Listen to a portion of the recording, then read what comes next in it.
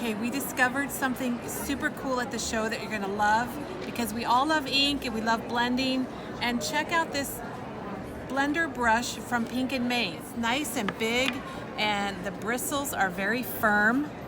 And we tested it, and guess what? It is coming to memory bound. I'm going to show you how it works, so you'll love it as much as we do. Got my brush, and I'm getting a little stencil here. We're right here in the Pink and May booth.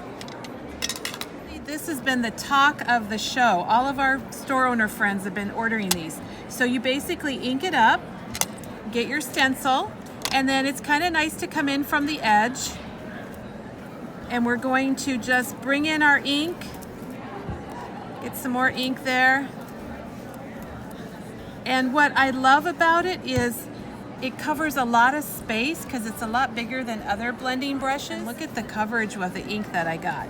And it depends on, you can put a lighter pressure and do your lighter colors, or you can go put more pressure on it and you can get your darker colors. Do your blending, you can do your shading. And it covers a lot of space in a little bit of time. Plus, look at the little case it comes in. It snaps right in there, and I have my brush. Clean it with a microfiber towel. You just rub it off like this.